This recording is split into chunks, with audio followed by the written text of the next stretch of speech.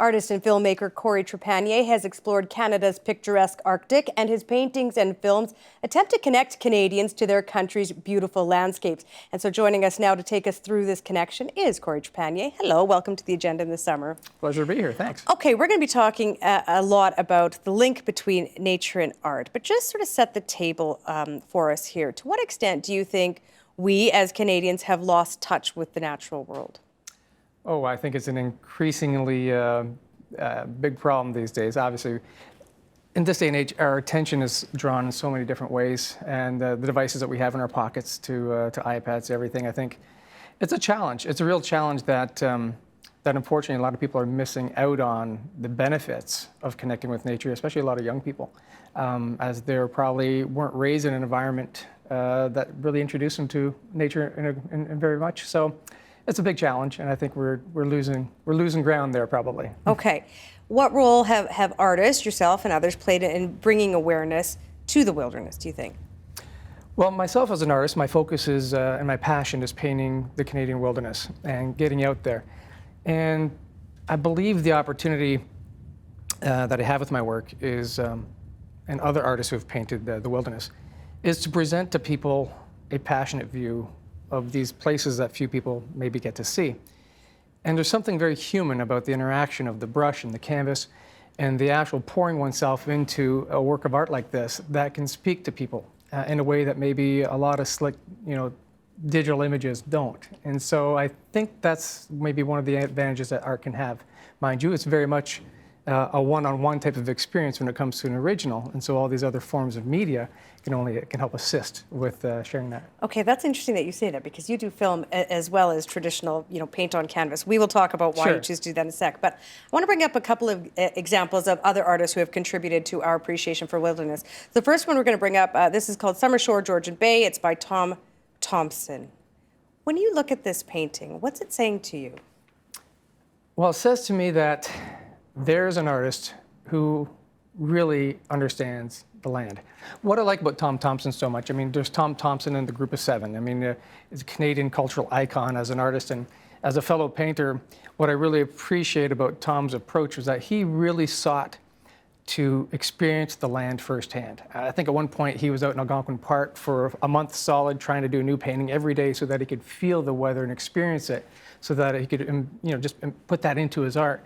And so I think when I look at a Tom Thompson painting, I sense the raw, wild side of nature, and it's something that I really appreciate. Okay, when you look at an Ansel Adams work, which we're going to put up, this one's from 1942, what does that do for you?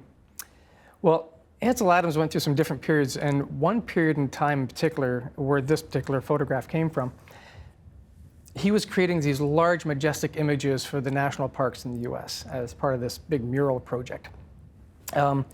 I think his photography is amazing. It really captures the essence of these huge wild places. But more than that, when I start to really look at Ansel Adams' work, it's the body of his work and his lifetime of work, which has connected so many other people to the wilderness experience. There's very few people in North America who's probably not heard of an Ansel Adams photograph. And so I really aspire, when I look at Ansel Adams' body of work, to say, how can I possibly, in the years to come, see my work sort of go from being on the wall and being enjoyed by the individual connecting with it to somehow having a greater impact to creating more awareness for wild places. It's interesting that you say that, though, because if we look at Thompson or Adams, we're talking about the last century, 100 years ago in the case of Thompson. Do you think that art still has the ability to connect people with nature the way that it did in the time of Thompson, the time of Adams? I think it does, but it's got to be done with such a passion and deep conviction that doesn't speak to any particular era. If someone is passionate enough about something and they're convicted enough about it and they present the real nature out there, people connect with it. You know what? I don't know a person on earth who has not seen a sunset and at some point been touched in here. Or just this morning on the way down here, we were watching this little boy who's walking along the sidewalk on Yonge Street. And my wife was driving, so it was safe. So I had to look over. And sure enough, his mom's got him by the hand. He's walking on the concrete sidewalk, and there's a little patch of dirt where there's going to be some trees, I guess, later on. What does he do? Instinct. he puts his foot down in it because he wants to connect with the ground. And I just thought, that's such a neat analogy. We're all from the earth in some level, And so art is just taking that and hopefully helping to reconnect people on some level with what's naturally part of us as human beings. Okay, I want to bring up one more painting. This is the Grand Canyon of the Yellowstone, painted in 1872 by Thomas Morin. Yes. This guy's special to you. His work's really special to you. Yeah, I've only come across Thomas Morin's work more recently, the last decade or so. And that piece in particular is 12 feet by 7 feet. He had joined an expedition in 1871 called the Hazen expedition to explore the region of the Yellowstone. At the time, there was not a national park around. They went out there to explore it. Of course, the government had their own reasons to go out there to explore, exploit perhaps, and whatever. But as an artist, he went there, he did sketches, he painted. And those works of art came back before the US Congress of the day. And they were so moved by the region that they actually established Yellowstone as the first national park on Earth. And for me, I thought it was fascinating that an artist's work could actually expand that connection from the wall to actually impacting society on such a level that now, over 100 years later, I'm out there painting in national parks in our country that kind of had their root way back there, and many other national parks elsewhere.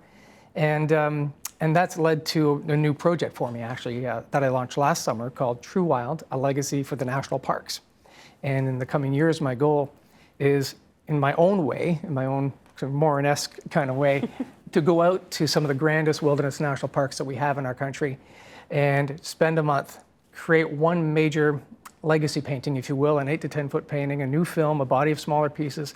But then, unlike what Morin was able to do in his day and age, take all that and digitally share the experience as well through our website, through an interactive map online, through videos and so on, and then repeat that in various other places. So last summer, the project got underway, and I went to Kluane National Park in the southwest corner of the Yukon, home of TVO is all about education. So I'm going to do some education here, because I've been shocked at how few people are aware of this one little fact that to be honest, I was much more aware of because I was there.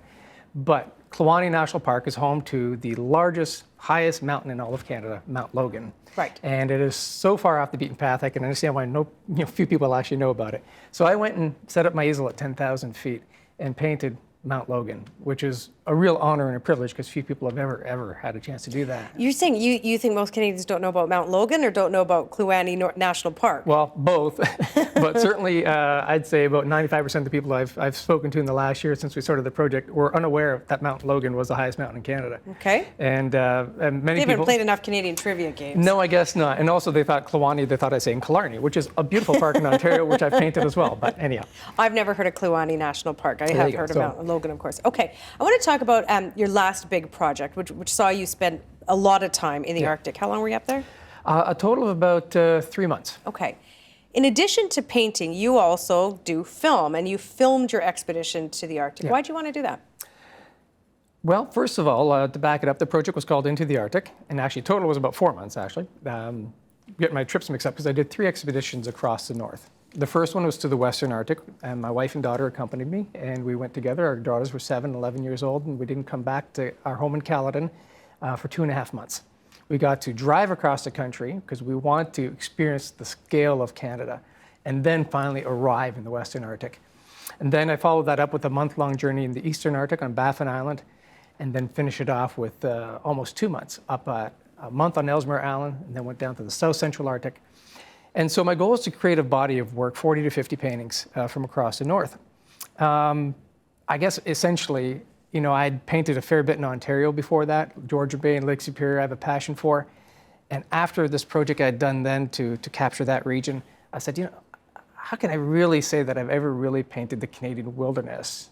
Unless I sort of pull back out from that map a little bit and I started to see how expansive it was. And so I discovered through the course of doing my first project, Coast to Canvas, the Lake Superior stuff, that there's so much more that happens on a journey than the act of painting.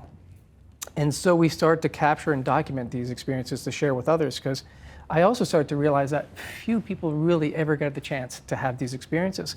And so on Baffin Island, I'm traveling one-on-one with Sam and Jaco, 2 Inuit guys from Clyde River.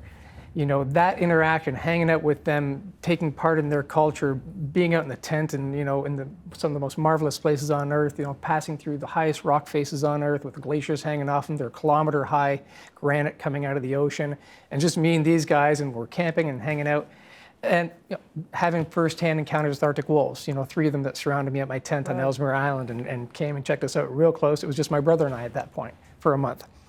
All these experiences sort of lent themselves to a story that surrounds the core of why I'm going there, which is to paint. And so I started picking up filmmaking as a way of sharing that experience with others. Little did I know the incredible response that we would have, and the passionate response that we'd have through our films on television, but also through film tours that we've done, from people connecting with Canada in this way and being moved by it. Okay, let's connect some Canadians through your art. I'm going to bring up a couple paintings. So the first one is your trip to Wilberforce Falls, Nunavut. Yes. Okay, this painting is the result. We'll put it up on the screen there. Tell us what's special about this place. Wow, you know, this is one of the unexpected, joys of going out into the wilderness. You get to see places that you only see on a map, and then you get to see them in real life. And Wilberforce Falls in the South Central Arctic is just a spectacular waterfalls. It's actually 2 sets. It's a plunge pool, then it drops off into a canyon that's higher than the height of Niagara Falls. It's considered to be the highest waterfalls in the world above the Arctic Circle. Contested only by those in Finland, I think, who may have a longer one or taller one, but it's not as pretty.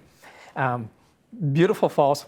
It is, it's just every step you take around these falls, it's just majestic. And the power, to stand close to the edge and have the power of this pristine water pouring down below you and carving this massive canyon out is really mesmerizing.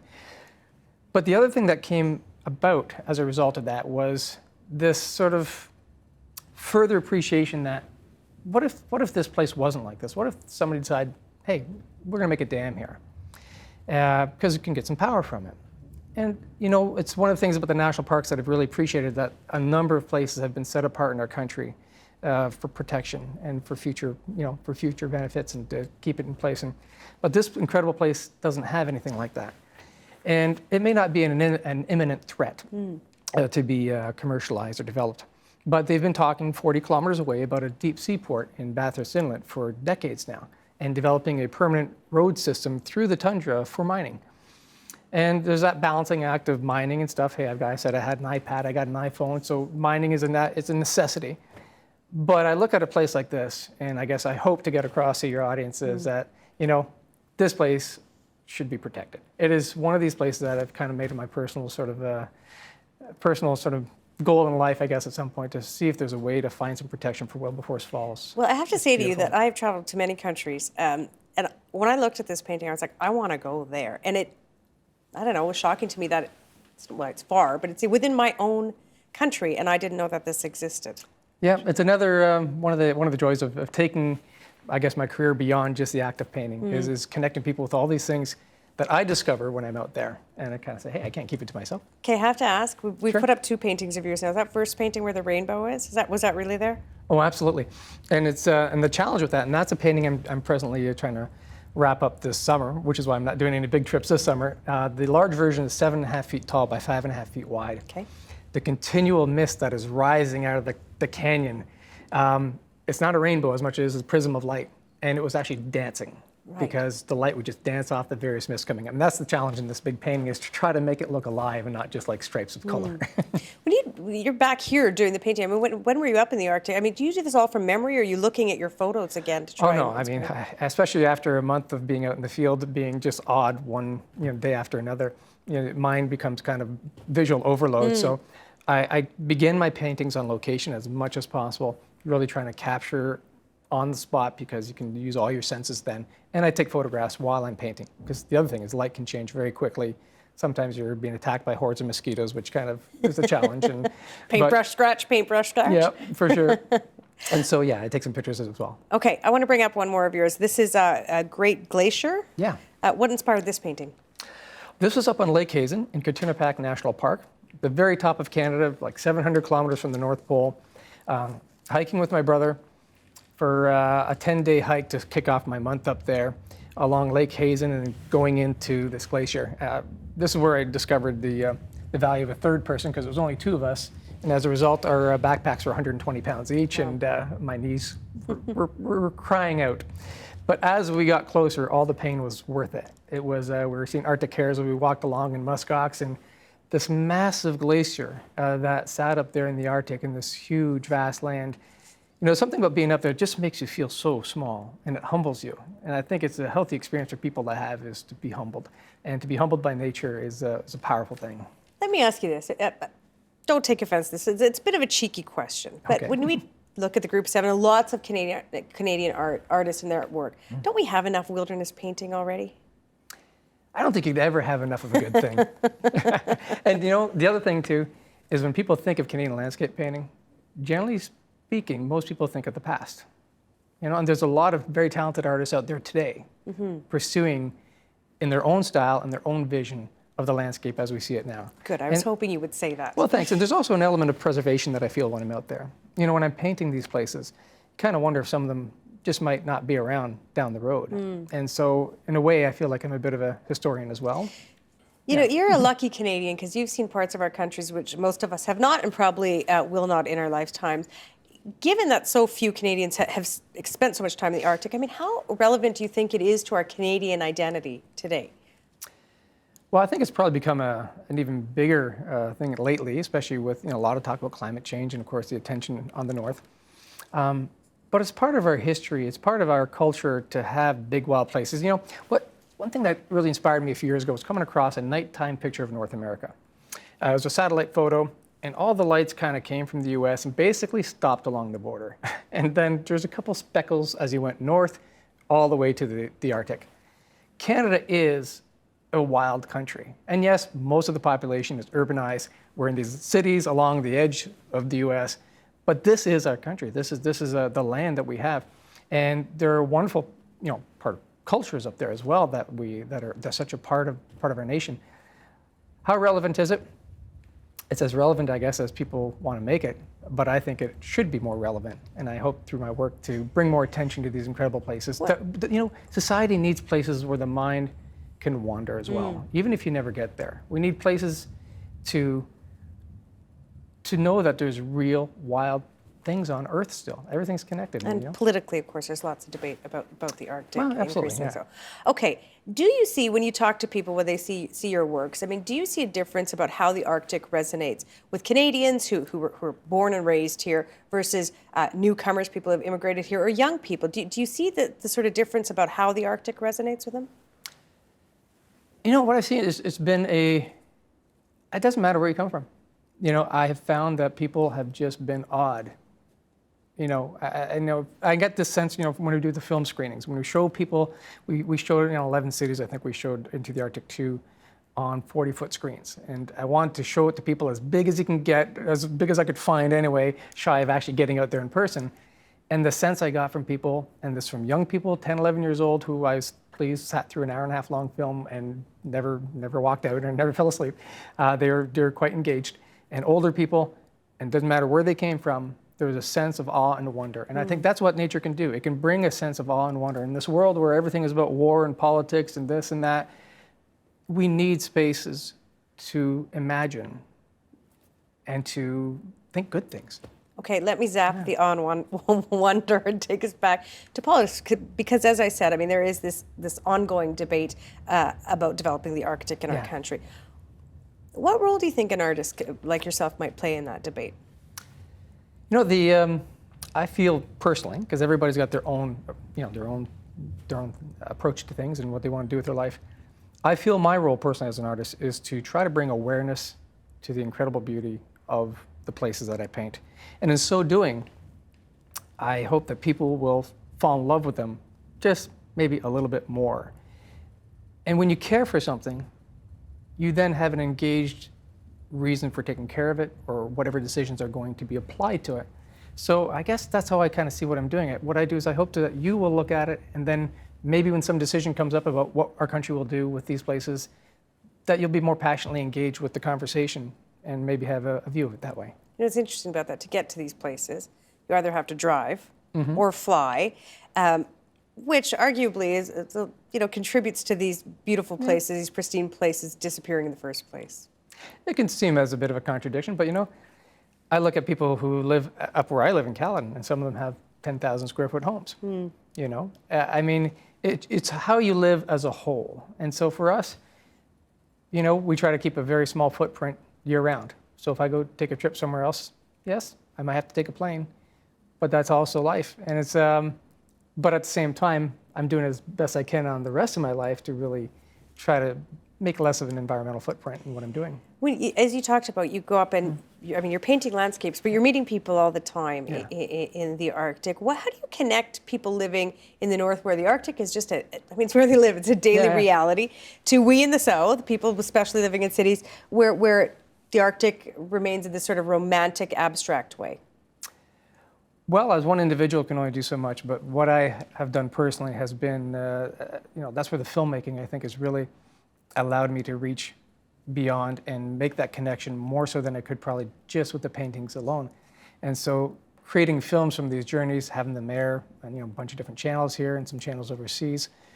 Also, you know, eventually the big goal of the Arctic collection is to bring all these 55 paintings back together as a touring exhibition. That's a very direct way, and hopefully that will give a number of people the opportunity to connect firsthand with the actual works that were born there in person and come back down and connect people in urban areas with the paintings. But the films also reach out, like I say, in many other ways, also through video. I mean, you know, I don't know how many video journals we've done, 70 video journals from the Arctic Project. We've done some from Kluane. They're on YouTube. They're all over the place. So that's where all the modern media has actually been a huge benefit in finding ways of taking this and bringing it to other people. I mentioned earlier that, you know, looking at one of your paintings makes me want to run up there. There may be someone who looks at your paintings or watches a documentary and says, I don't need to go, I've seen it, especially in this day and age where, you know, we're watching everything on screen stuff and think that's sort of good enough. Does that worry you that people won't experience what you've experienced sort of firsthand or won't want to as much? Well, I found that's certainly in the minority. I think most people tend to not be satisfied with the imitation of the real thing. And I think, especially now, with authenticity and getting a real experience in life, it seems to be harder and harder with all the commercialization of everything. Yeah, so I guess for those few that might say that, I think there's way more that'll say, hey, that's great, but I want the real experience.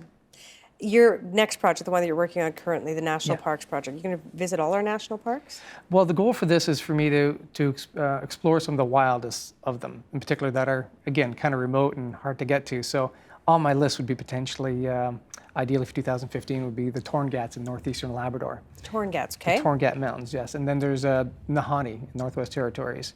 And there's even places like Banff, though accessible by highway. My thought would be to go into there's 4 mountain parks all connected, to spend a month in the most remote, wildest parts of those parks, places that people don't see from the highway, you know. There's Puckasaw National Park in Ontario, which I only got a tiny taste of back in our first project when our girls were 2.5 and 6 years old. To go back there and spend a great deal of time on Lake Superior is something that's big on my list. I could go on forever, but I want to focus on, I guess, the ones that are a little more inaccessible. And I kind of figure, you know, if I do this for the next, you know, whatever, 5-10 years, and maybe at some point I won't be able to get to those when I'm much older, so I'll do them now while I can. Before we just end our conversation, I mean, what do you want Canadians to take away from the experiences that you are sharing with them through your art and your film work? I'd love for them to have a greater appreciation for, you know, not just our country, that's great, but to be inspired to step outside, to connect with nature themselves a bit more. I guess I've personally felt a lot of benefit in doing that. And there's to have a sense of awe and wonder that seems to be lost so much these days. And it's in all of us. I mean, as kids, we sort of, you know, we're always like about everything, and then you grow up and you lose a creative passion to do stuff. You may get locked into a job, and these types of things kind of get beat down by our culture. But I think they could be reignited by getting out there and experiencing it. And there's no better way to do it than to get the real authentic experience of nature itself and get out there. I look forward to seeing your work in Caledon when I come visit there soon. Well, thank you for coming in. It's my pleasure. Thank you so much. Support Ontario's public television. Donate at tvo.org.